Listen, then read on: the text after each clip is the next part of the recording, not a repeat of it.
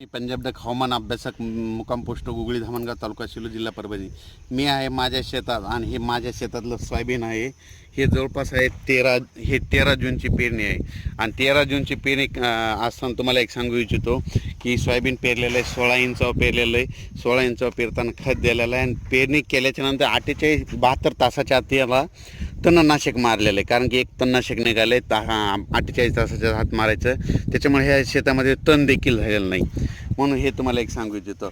आता नवीन शेतकऱ्यासाठी अंदाज येतो. सर्व शेतकऱ्याला सांगू इच्छितो की राज्यात आज 25 जून, 26, 27, 25 जूनला फक्त पूर्व विदर्भाकडे आज पाऊस पडणार आहे. त्याच्यानंतर मग तो पाऊस मराठवाडा म्हणजे उर्वरित महाराष्ट्रात भाग बदलत पडणार आहे. म्हणून हा अंदाज लक्षात येतो. राज्यात एकंदरीत सांगायचं झालं तर राज्यात सर्व शेतकऱ्याला एक परत सांगू इच्छितो. आता पाऊस कधी येणार आहे तर राज्यामध्ये आता 28 जून, 29 आणि 30 तारखेला राज्यात पाऊस पडणार आहे.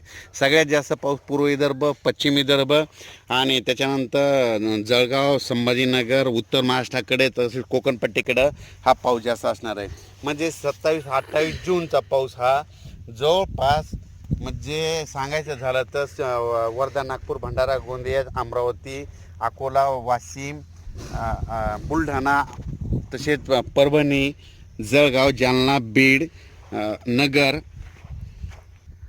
नगर, नाशिक, धुळे, नंदुरबार त्याच्यानंतर कोकणपट्टी ह्या भागामध्ये जवळपास 27, 28, 29 जूनचा पाऊस चांगला पडणार आहे. म्हणून हा अंदाज लक्षात घ्यायचा. उर्वरित राज्यात देखील पाऊस पडणार आहे. म्हणजे सातारा, सांगली, सोलापूर, कोल्हापूर या भागात देखील पडणार आहे, पण थोडाफार कमी पडणार आहे. म्हणून हे अंदाज लक्षात घ्यायचा. राज्यामध्ये